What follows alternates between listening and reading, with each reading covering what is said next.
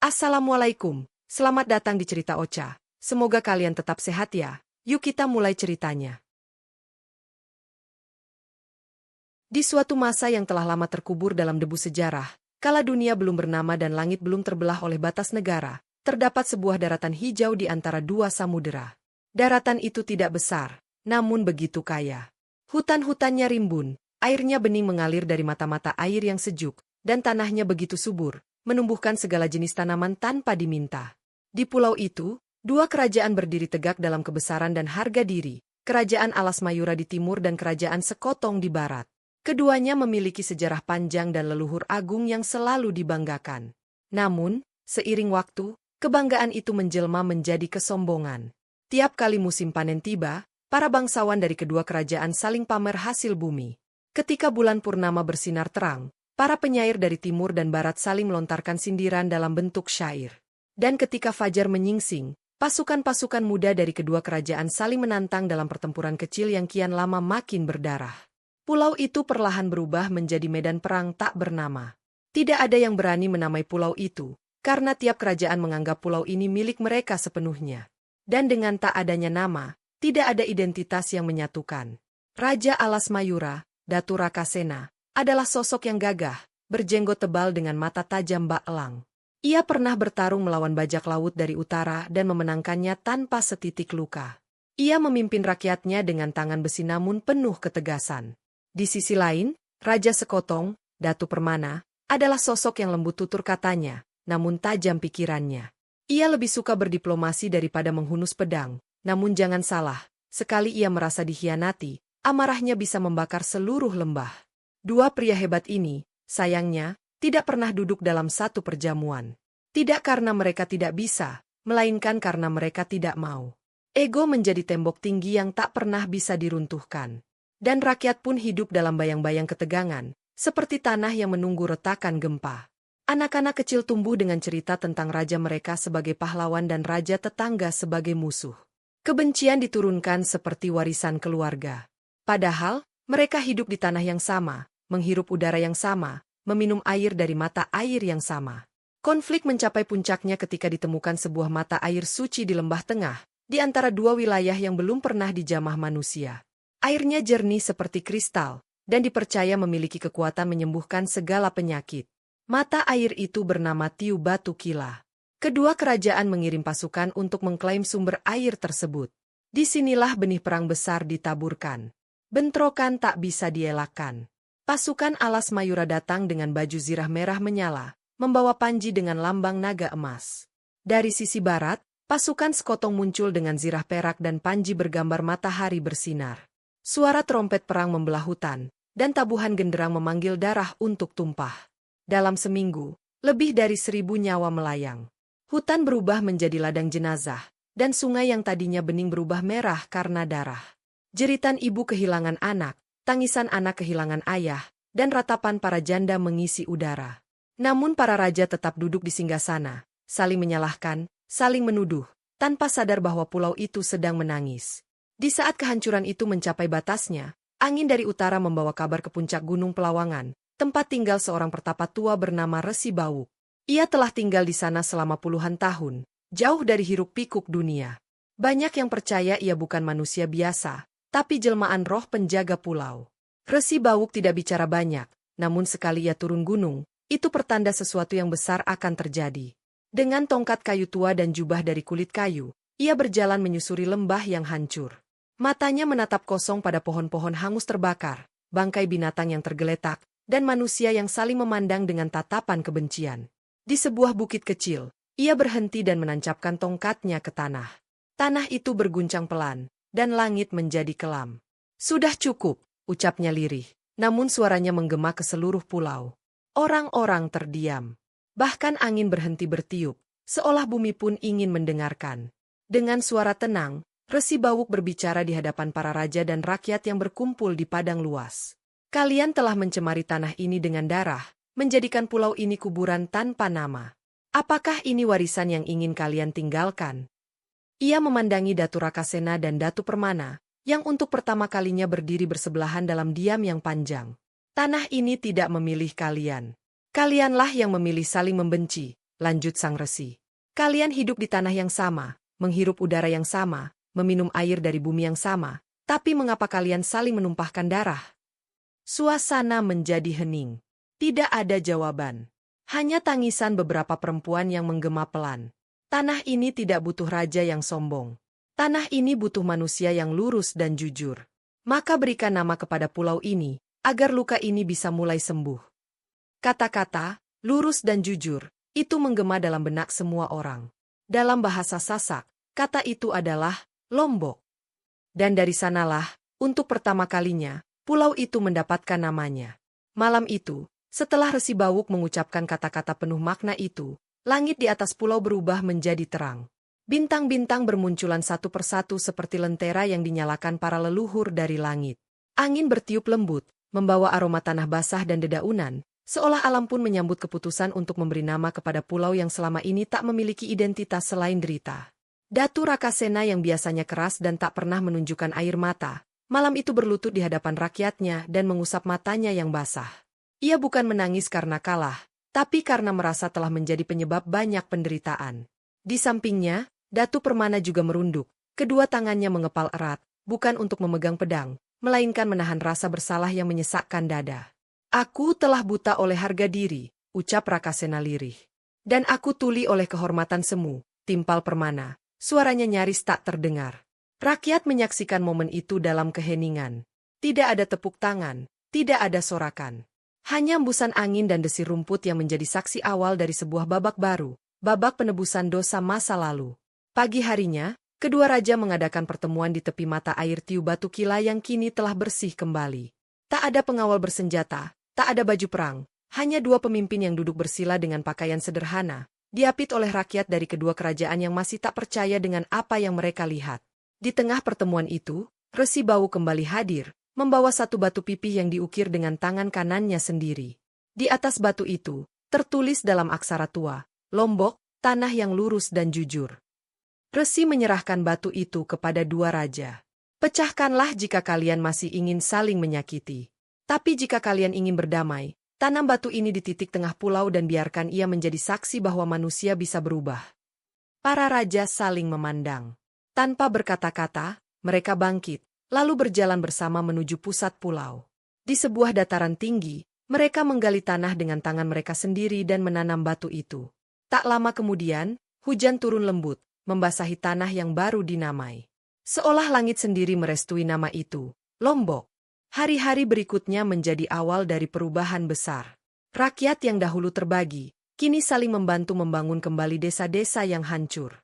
Petani dari timur datang ke barat membawa benih padi, sementara nelayan dari barat mengajarkan cara menangkap ikan dengan jaring lebar kepada orang-orang timur. Di alun-alun baru yang dibangun di tengah pulau, anak-anak dari dua kerajaan bermain bersama, berlari-lari sambil meneriakkan satu kata, Lombok, Lombok.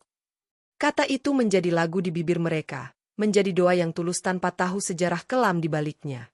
Perempuan-perempuan menenun kembali kain dengan motif baru, motif yang menggambarkan dua naga yang saling membelit, bukan untuk bertarung, tetapi untuk saling menjaga. Di atas gerbang desa-desa baru, papan bertuliskan, Tanah Lombok, mulai dipasang. Bukan sebagai klaim, melainkan sebagai pengingat bahwa tempat ini telah lahir kembali. Bukan karena kekuasaan raja, tapi karena keberanian untuk mengakui kesalahan. Namun, kedamaian itu tidak berarti semuanya mudah. Luka perang masih terasa. Banyak keluarga kehilangan orang tercinta, dan tidak semua hati bisa sembuh dalam semalam.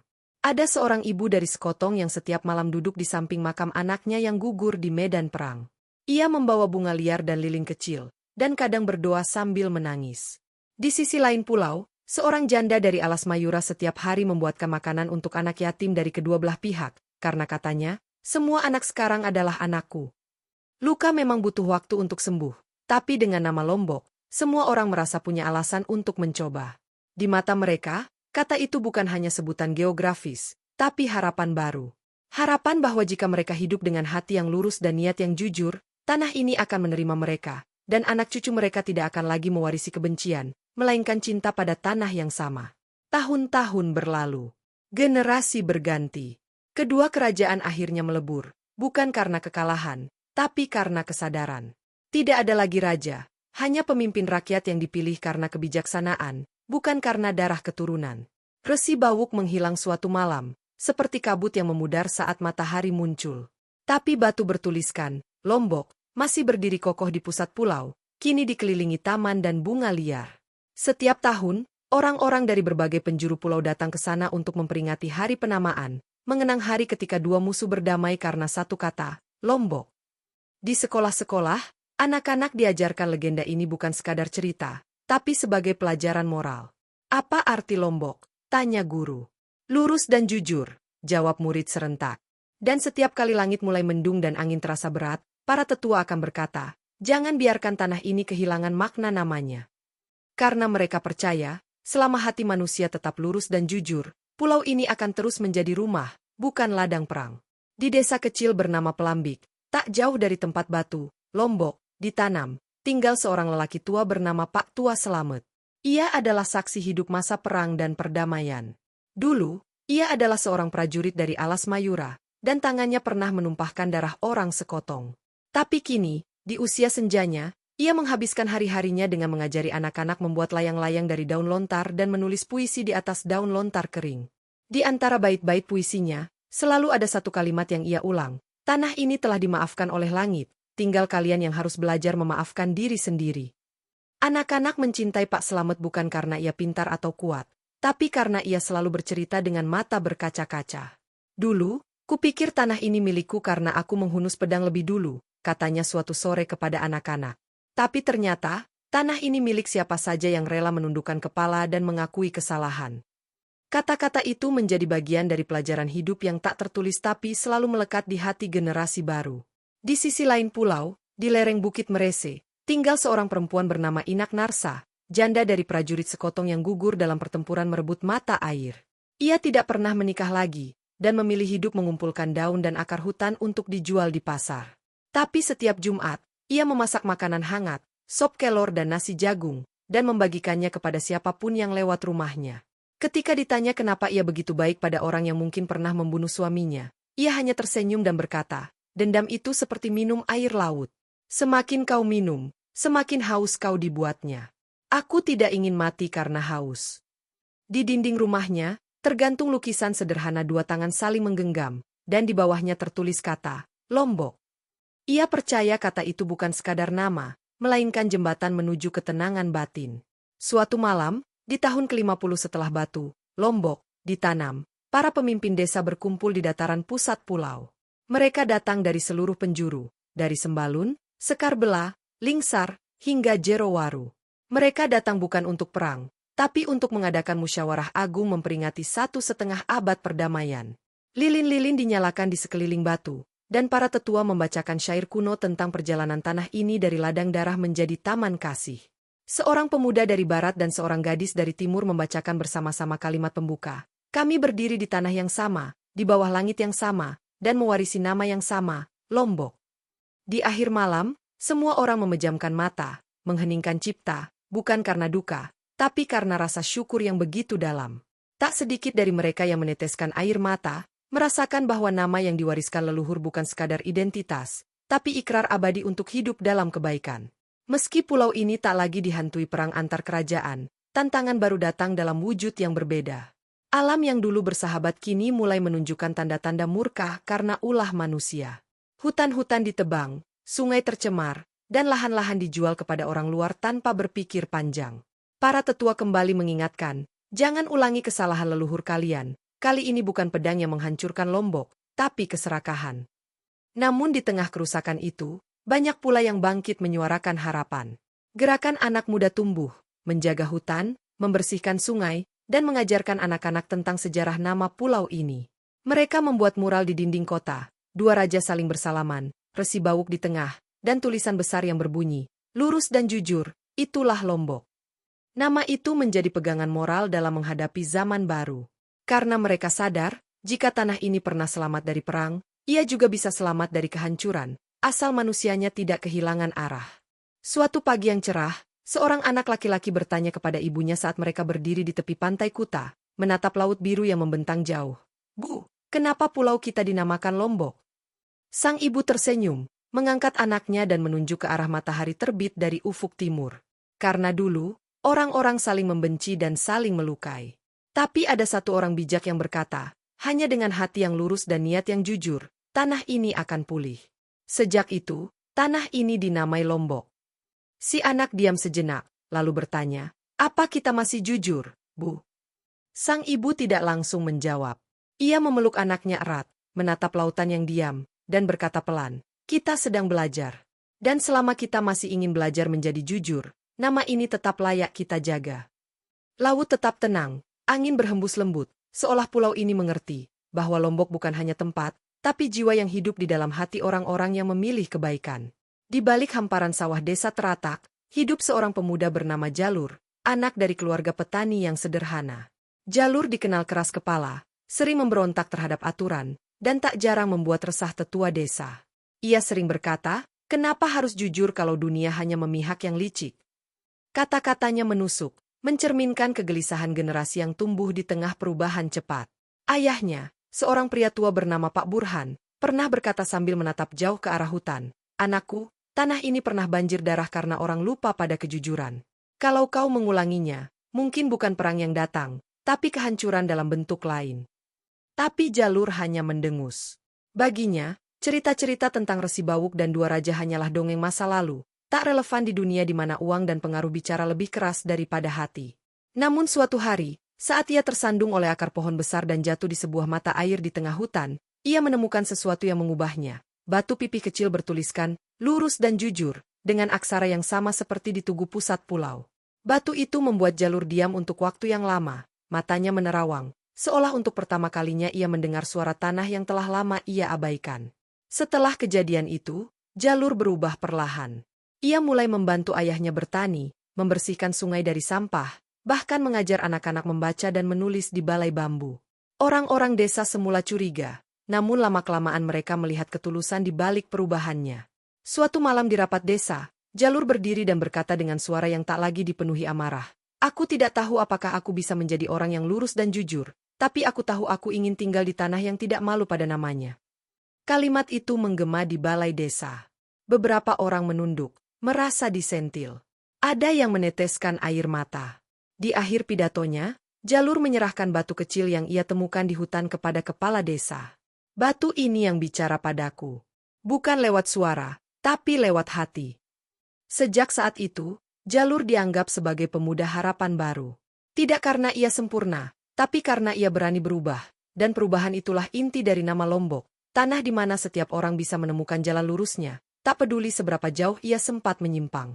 Sementara itu, jauh di utara pulau, di kaki Gunung Rinjani, para pendaki sering mendengar kisah tentang Dewi Penjaga Gunung, yang dipercaya sebagai roh keturunan Resi Bawuk. Dalam mitos yang berkembang, Dewi ini hanya akan menampakkan diri kepada orang yang niatnya tulus. Suatu musim pendakian, sekelompok anak muda dari kota datang dengan niat membuat konten dan pamer di media sosial. Mereka tertawa keras, membuang sampah, dan menebang semak untuk membuat tempat selfie. Tapi di tengah malam, badai besar turun tiba-tiba. Peralatan mereka basah, makanan habis, dan sinyal hilang. Di saat panik melanda, seorang gadis dari kelompok itu melihat sesosok perempuan tua mengenakan jubah kabut berdiri di antara pepohonan. Ia tidak berkata apa-apa, hanya menatap. Esok paginya, mereka menemukan sebuah tulisan di tanah basah. Luruskan niatmu, baru kau akan menemukan puncak. Pengalaman itu mengubah cara mereka memandang alam. Mereka kembali ke kota dan membentuk gerakan konservasi yang diberi nama Lombok Lestari, sebagai penghormatan pada pesan yang mereka terima di kaki gunung. Bagi mereka, nama Lombok bukan hanya nama pulau, tapi kompas moral yang membimbing di saat manusia kehilangan arah. Di sebuah acara seni budaya yang digelar tahunan di Taman Mayura, seorang seniman tua berdiri di atas panggung.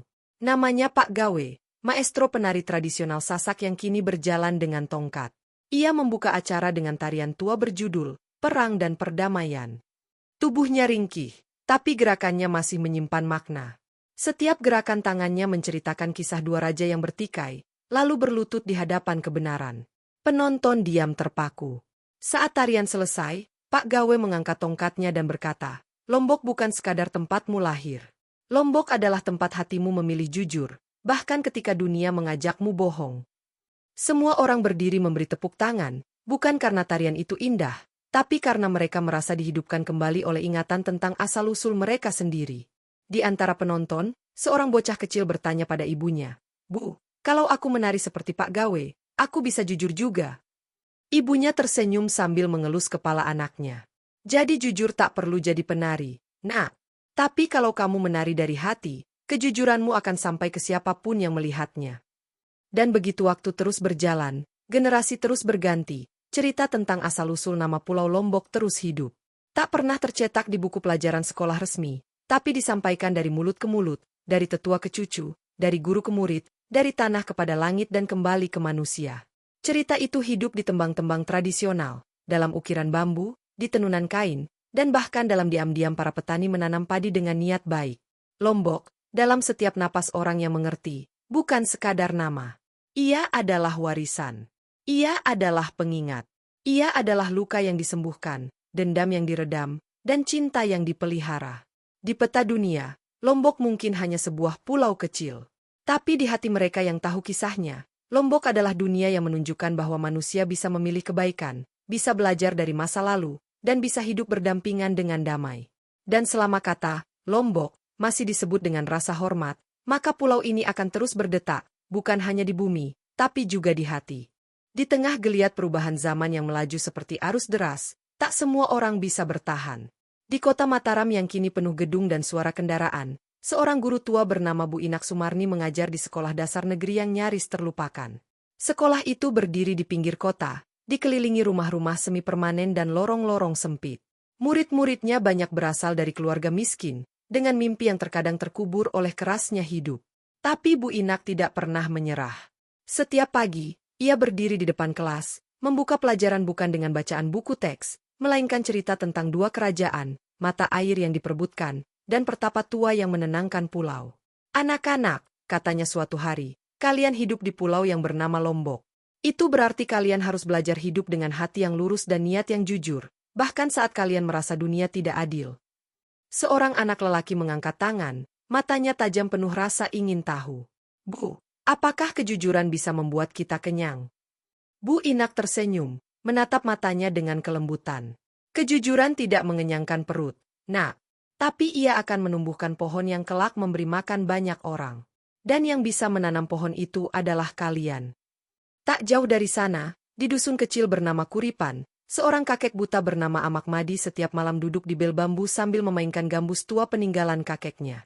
Ia tak bisa melihat, tapi suara petikannya membawa siapapun yang mendengar seakan dibawa menembus masa. Lagu-lagunya sederhana, namun mengandung pesan dalam. Malam itu ia menyanyikan lagu yang berjudul Tanah Lombok, Tanah Ati, Tanah Lombok, Tanah Hati. Liriknya bercerita tentang darah yang dulu mengalir, berubah menjadi benih cinta. Anak-anak kecil duduk mengelilinginya, beberapa orang dewasa ikut bersenandung lirih, dan seorang remaja merekam dengan ponsel untuk dibagikan ke dunia maya. Tapi Amak Madi tidak tahu itu. Yang ia tahu, selama nadanya mengalun dan kata-katanya tulus, pulau ini akan terus hidup. "Aku buta," katanya sambil tersenyum, "tapi hatiku melihat. Dan apa yang kulihat adalah tanah ini pernah diselamatkan oleh sebuah kata, Lombok. Maka jangan kotori kata itu dengan tipu daya." Ia menunduk, jemarinya tetap memetik nada terakhir, lalu diam. Tapi gema dari kata-katanya tinggal lama di udara, seperti doa yang belum selesai diucapkan. Di tengah kecamu pembangunan yang kadang tak berpikir panjang, sebuah proyek besar pemerintah berencana membangun bendungan di lembah tempat Tiu Batu Kila berada, mata air suci yang dulu jadi sumber perang dua kerajaan. Protes datang dari masyarakat adat, aktivis lingkungan, dan tokoh budaya. Mereka berkata, ini bukan sekadar air. Ini adalah saksi sejarah, tempat tanah ini menerima nama dan makna. Tapi investor bersikeras, menyebut proyek itu demi masa depan. Saat suara rakyat nyaris tak terdengar, seorang gadis muda bernama Rinjani, nama yang diambil dari gunung, naik atas panggung dalam forum publik. Ia membaca puisi, jika sejarah bisa dilupakan demi uang, maka apa gunanya nama? Jika nama bisa dijual demi proyek, maka apa bedanya tanah ini dengan tempat lain? Suaranya gemetar, tapi tegas.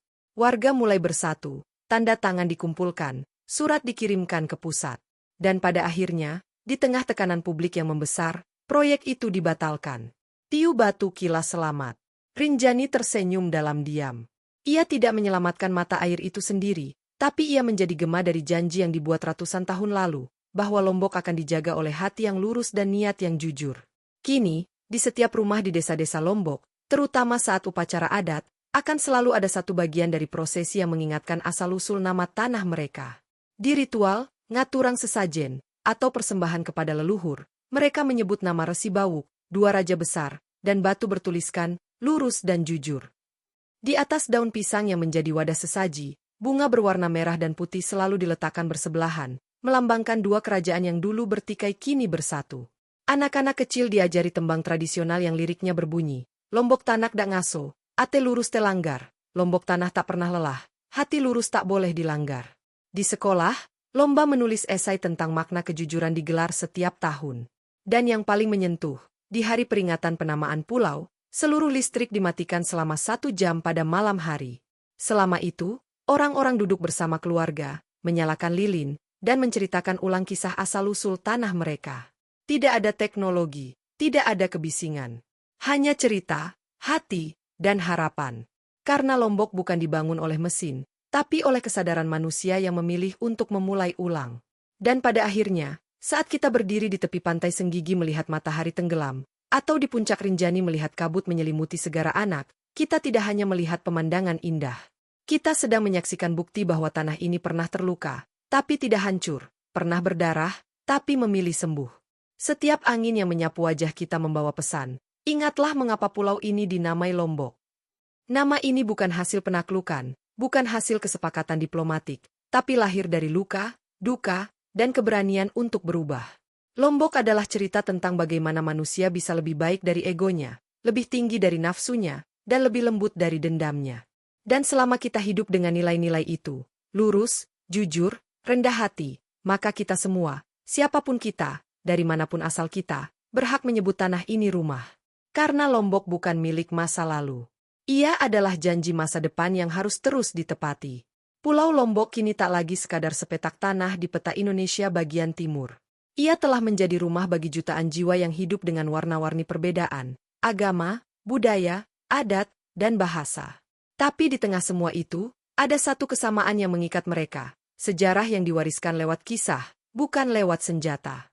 Di desa-desa, di tengah pasar tradisional, di antara suara azan dan dentang lonceng pura, orang-orang masih menyebut nama Lombok dengan nada bangga tapi lembut, seolah menyebut nama seseorang yang sangat mereka hormati. Di balik keindahan Gili Trawangan yang ramai wisatawan, di antara ladang tembakau yang menguning, dan dalam ritual nyongkolan yang meriah, nama itu hadir tanpa harus diteriakkan. Ia hidup sebagai etika yang tak tertulis, mengalir dalam darah orang-orangnya, mengarahkan cara mereka menyambut tamu, berbagi rezeki, dan memaafkan kesalahan. Bahkan mereka yang datang dari luar pun merasa, Lombok bukan sekadar tempat, ia adalah sikap hidup. Namun, sebagaimana tanah yang subur tetap butuh perawatan, nilai yang diwariskan juga harus dijaga. Dalam beberapa tahun terakhir, muncul gelombang baru, orang-orang yang lupa bahwa kemajuan tidak selalu harus mengorbankan akar. Proyek-proyek besar masuk membawa janji lapangan kerja, tapi kadang juga membawa kerusakan. Di gunung, hutan ditebang, di laut, terumbu karang hancur. Tapi dalam setiap perlawanan terhadap ketidakadilan itu, nama Lombok kembali disebut, bukan sebagai nostalgia, tapi sebagai kompas moral. Anak-anak muda turun ke jalan, bukan dengan amarah membabi buta, tapi dengan suara yang tenang, dengan spanduk yang berbunyi, kami hanya ingin menjaga arti nama kami. Saat pemilik modal bertanya, apa arti sepetak tanah ini? Mereka menjawab, tanah ini bukan hanya untuk diinjak. Ia adalah halaman pertama dari cerita hidup kami. Dan itulah kekuatan sejati dari legenda. Ia tidak berhenti di masa lalu, tapi menyala di setiap keberanian untuk mempertahankan kebaikan. Di malam sunyi, saat semua lampu rumah padam dan hanya suara jangkrik terdengar, seorang kakek duduk di beranda sambil memandangi bintang. Ia mengusap batu kecil yang tergantung di lehernya, yang bertuliskan aksara kuno, lurus dan jujur. Batu itu warisan dari ayahnya, yang diwarisi dari kakeknya, turun-temurun hingga kini. Cucunya yang masih kecil, duduk di pangkuan sambil bertanya, apa arti kalimat itu, Kek? Kakek tersenyum, menatap langit dan berkata pelan, itulah janji kita pada tanah ini, Nak. Kalau kita mau hidup di Lombok, kita harus belajar jadi orang yang jujur meski dunia mengajarkan sebaliknya. Kita harus berjalan lurus, bahkan kalau jalan itu sulit dan sepi. Si cucu terdiam. Tak lama kemudian, ia menatap kakeknya dan berkata, kalau aku besar, Aku mau jadi orang Lombok yang benar-benar Lombok. Kakek tertawa kecil, memeluknya erat, dan dalam hatinya, ia tahu, selama kata itu masih diucapkan dengan hati yang bersih, maka pulau ini akan tetap hidup selamanya. Di pusat pulau, tempat batu pertama ditanam oleh dua raja dan Resi Bawuk, kini berdiri sebuah taman damai yang disebut Taman Ati Lombok. Orang-orang datang ke sana bukan untuk wisata, tapi untuk mengenang, merenung, dan mengajarkan anak-anak mereka arti dari satu kata yang mengubah segalanya. Di bawah batu besar yang dulu tertulis, lurus dan jujur, kini ada tambahan prasasti kecil berbunyi, untuk setiap anak yang memilih berkata benar, meski harus sendirian. Untuk setiap ibu yang memaafkan, meski hatinya hancur. Untuk setiap pemuda yang bangkit dari kesalahan. Kalian semua adalah Lombok. Setiap tahun, ada upacara kecil di sana, tanpa kamera, tanpa sorotan, hanya doa. Doa untuk menjaga janji, doa agar manusia tak lupa, dan doa agar nama ini tetap suci. Karena di dunia yang terus berubah, hanya satu hal yang tetap, makna. Dan makna dari Lombok adalah harapan bahwa manusia bisa menebus sejarah, dan mengubah luka menjadi pelita. Dan begitulah, cerita tentang asal-usul nama Pulau Lombok tidak berakhir di buku, di tugu, atau di cerita malam. Ia hidup dalam setiap tindakan kecil, dalam cara seorang ayah memilih tidak korupsi demi anaknya, dalam cara seorang anak mengembalikan dompet yang bukan miliknya, dalam cara seorang pedagang berkata jujur soal harga. Nama ini tidak lahir dari kemenangan, tapi dari pengakuan akan kesalahan. Ia tidak datang dari kemegahan, tapi dari keberanian untuk merunduk dan memulai kembali. Dari darah menjadi damai. Dari dendam menjadi doa. Dari hancur menjadi harapan. Itulah Lombok. Bagi siapapun yang datang ke sini, berjalan di pasir pantainya, menapaki gunungnya, atau sekadar menghirup angin malamnya, ingatlah, kalian sedang berdiri di atas tanah yang disucikan bukan oleh kekuasaan, tapi oleh kejujuran dan kelurusan hati. Dan selama nama itu masih disebut dengan hormat, maka Lombok bukan hanya ada di peta, tapi juga dalam jiwa kita semua. Terima kasih sudah menonton dan mendengarkan cerita Ocha. Jangan lupa like, komen, dan subscribe.